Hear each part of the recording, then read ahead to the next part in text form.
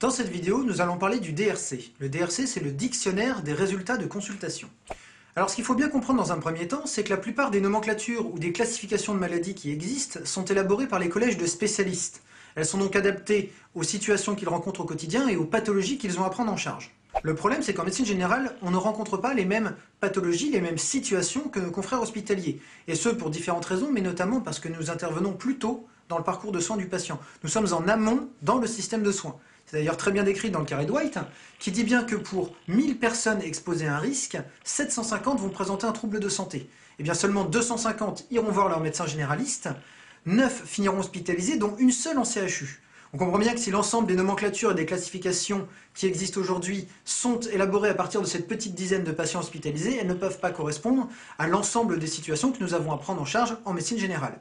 Alors quelles sont ces situations que nous avons à prendre en charge en médecine générale ? Eh bien tout d'abord, nous allons prendre en charge des gens qui sont malades, des gens qui vont présenter une entité morbide. Donc ces entités morbides sont, dans seulement 30% des cas, caractéristiques d'une maladie.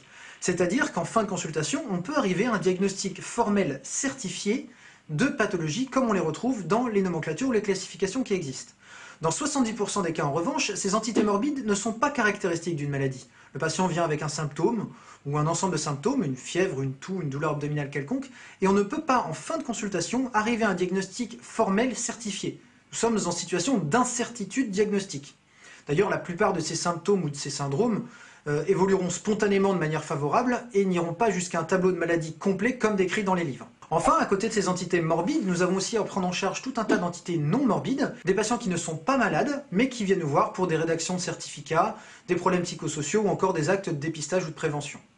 Alors il est évident qu'on peut utiliser les nomenclatures et classifications qui existent déjà pour nommer notamment les entités morbides caractéristiques d'une maladie, seulement dans les autres situations qui sont bien spécifiques à notre exercice, on sent bien que nous avons besoin d'un outil sémiologique adapté à notre fonction et à ses spécificités qui nous permettent de nommer la situation que nous avons face à nous en consultation.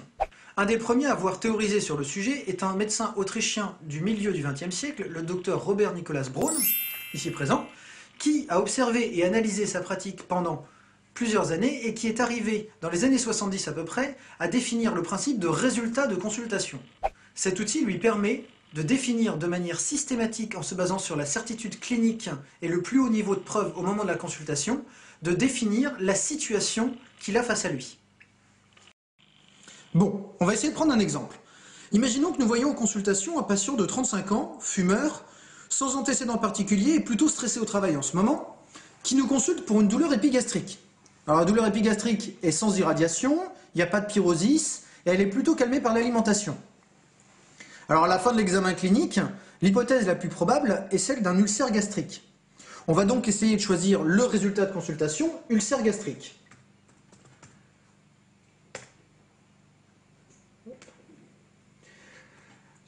Un résultat de consultation est défini entre autres par ses critères d'inclusion. Les critères d'inclusion, ce sont des critères indispensables pour pouvoir affirmer que nous sommes bien face à cette situation. En l'occurrence, dans l'ulcère gastrique, les critères d'inclusion sont la perte de substance de la muqueuse gastrique et que ce soit confirmé par soit la fibroscopie, soit l'imagerie, soit la chirurgie. En ce qui concerne notre patient, nous n'avons pas ces données. Nous ne pouvons donc pas, à ce stade, affirmer que le patient présente un ulcère gastrique. Nous allons donc choisir un résultat de consultation plus ouvert, type épigastralgie.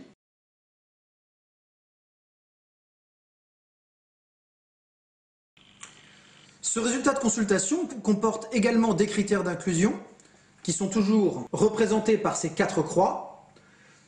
Donc notre patient présente bien une douleur spontanée de la région épigastrique et il n'y a pas de signe de reflux gastro-œsophagien.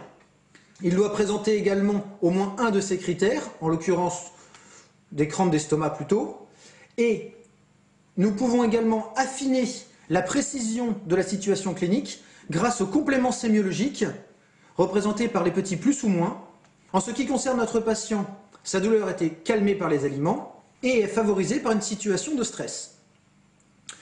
Voilà, l'intérêt du résultat de consultation est surtout de ne pas choisir un diagnostic par excès en l'absence de preuves et de savoir rester dans une position la plus ouverte possible en se basant uniquement sur la certitude clinique et le plus haut niveau de preuve au moment de la consultation. L'intérêt est de ne pas se lancer dans une démarche thérapeutique qui ne serait pas adaptée à la pathologie que présente le patient, mais pour laquelle nous n'avons pas de preuves au moment où nous le voyons. Alors dans les années 90, la Société française de médecine générale a établi, à partir des travaux du Dr Braun, le dictionnaire des résultats de consultation qui regroupe 290 résultats de consultation. Ils sont mis à jour de manière annuelle par une des commissions de la Société française de médecine générale afin de toujours être en accord avec les dernières données de la science. Ces 290 résultats de consultation permettent de couvrir 97% de l'ensemble des situations face auxquelles nous pouvons nous trouver sur une année. Il est disponible en version papier ou en téléchargement libre sur le site de la Société française de médecine générale.